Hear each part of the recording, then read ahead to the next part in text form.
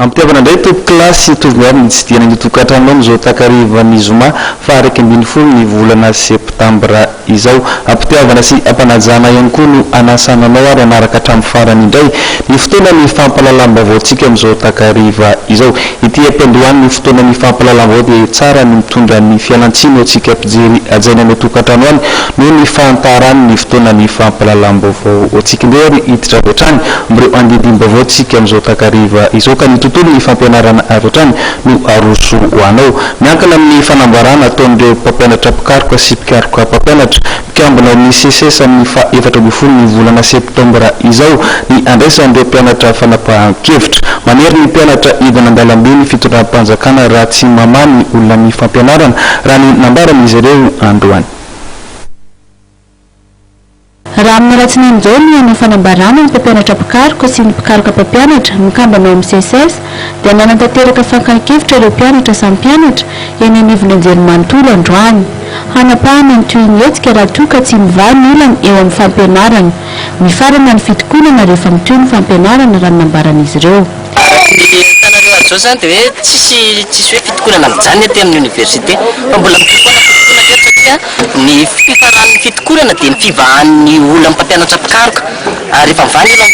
ny mpampianatra pikaroka dia mijanona fitokonana ity ka arak'izay tanareo azo mivondrona eto zao zay reto mpianatra eto manao fankan-kevitra zay satria efa fantatsika hoe amin'ny 14 ny CCS nanao fanambarana ny amin'ny fiverenan'ny fampianarana ny tsy fiverenan'ny fampianarana ka zay tsy nahandry ny 14 fa mijoro eto zany zay eto hoe manao fankan-kevitra hoe inona ary ny ataotsika raha toa ka tsy mivaha ny olana ety amin'ny anjerimanontolo amin'ny 14 io. Miankina amin'ny fanambarana CCS mantsy no toy antolona fa ny antenenay dia zao hoe ny mpianatra dia tsy manaiky fotsiny amin'izao fotsiny hoe atao fitaovana sy ny ohatran'izany kanefa ihany koa tsy manaiky ny amin'izany hoe année blanche zany fa zay zany eto mitaky amin'ny fanjakana zay tsy mangataka amin'ny fanjakana mitaky amin'ny fanjakana zay fa ao ny olan'ny mpampianatra pikaroka fa miankina amin'izay fiverenan'ny fampianarana ety amin'ny anjerimanontolo. Manery ny mpianatra hidina an-dalambe ny mpitondra fanjakana raha toa ka tsy mamany olan'ny CCS izay vahaolana mpiverina ny fampianarana eny anivon'ny fampianarana ambony rehetra.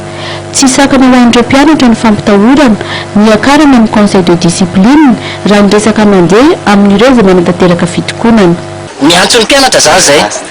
tsy sakana zany rehefa atambatritsika ny hery tsika nge tsy manimba zavatra tsika nge tsy manao adalany fa tsika mitaky hoe ndao tsika hianatra aza matahotra an'izany koa 10 zany aza matahotra an'izany koa 10 zany tsika mitaky hianatra raha ohatra ka hoe zay mitaky hianatra ny mahazo koa 10 everinay fa tsy rariny zany ary tsy tokony ataony ety amin'ny anjerimanontolo zay nge tsy manakorotany ety amin'ny université mitaky fampianarana zay raha miverina fampianarana amin'ny 14 io tsisy hitanareo mitokony ety tsao zay fa tonga dia any anaty efitrano fianarana ny antony tonga avy ety zay volona hianatra. Hisy ny hetsika mahafampany ho tanterahin'ireo mpianatra amin'ny herinandro raha toa ka mbola tsy miverina ny fampianarana. Tsy ahivina fa efa ho 3 volana izao no tapaka ny fampianarana teny Ankantso.